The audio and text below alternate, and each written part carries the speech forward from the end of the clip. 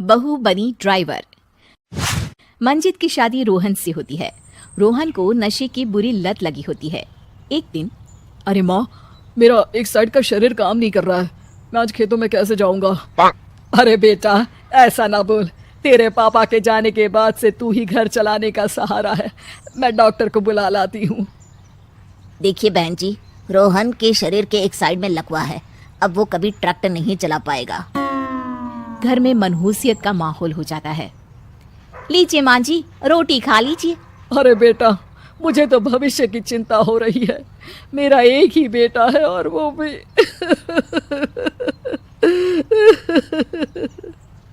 माँ जी, आप चिंता ना करें। जब तक ये बीमार है मैं खेत जाकर काम कर लिया करूंगी। वैसे भी नशे के कारण इनका शरीर काफी कमजोर हो गया है। अगले दिन मंजीत खेत में जाकर काम कर शाम को घर लौटती है। ये ले बेटा, पानी पी ले। कैसा रहा काम का पहला दिन? माँ जी, काम तो ठीक है, लेकिन मैं अगर ट्रैक्टर चलाना सीख लूँ ना तो काम और भी आसान हो जाएगा। अरे बेटा, दुनिया क्या कहेगी कि औरत होकर ट्रैक्टर चला रही है। माँ जी, या तो हम दुनिया देख ले या अपना घर, कोई बात नहीं। जब ये ठीक हो जाएंगे तो सब ठीक हो जाएगा। अरे बहू, जरा बाहर तो आना। जी माँ जी। बहू, तेरे मामा जी आए हैं, तूने बुलाया था ना? हाँ माँ जी, वो मामा जी ना आज से मुझे ट्रैक्टर चलाना सीखा। मंजित मामा से ट्रैक्टर चलाना सीखती है। वो मन लगाकर खेतों में काम करती है। और एक दिन, माँ जी, पता है इस बार पूरे गांव में सबसे ज्यादा फसल का उत्पादन हमारे खेतों में हुआ है। इस साल तो खूब पैसे आएंगे। हाँ। सास खुश नहीं होती है। वो चुपचाप वहाँ से जाने लगती है।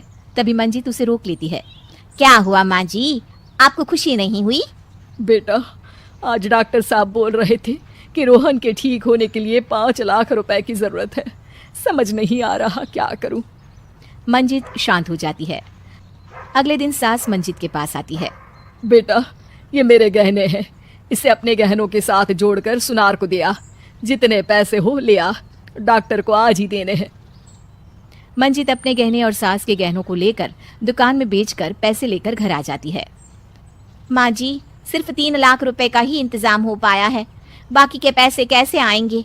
बेटा, अब तो एक ही चारा है, हमें जमीन भी बेचनी पड़ेगी। माँ, खेत बेच देंगे तो खाएंगे क्या? अरे बेटा, कोई दूसरा चारा भी तो नहीं है।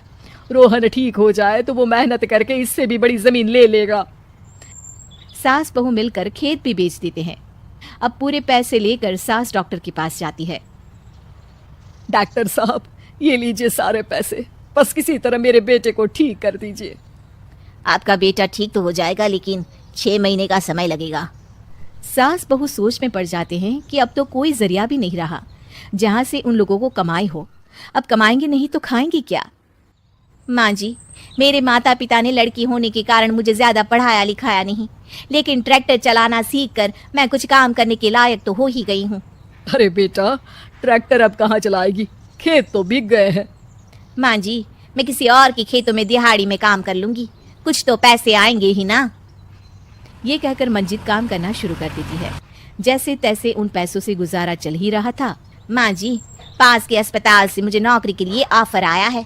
पैसे भी ये 4 गुना ज्यादा मिलेंगे और अब खाने पीने दवाई के साथ हम कुछ पैसे भविष्य के लिए भी जोड़ पाएंगे। लेकिन काम क्या है बहू?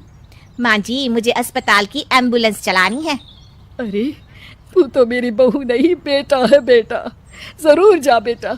और हाँ, तूने पूरे गांव में एक मिसाल कायम कर दिया कि हर काम हर कोई कर सकता है।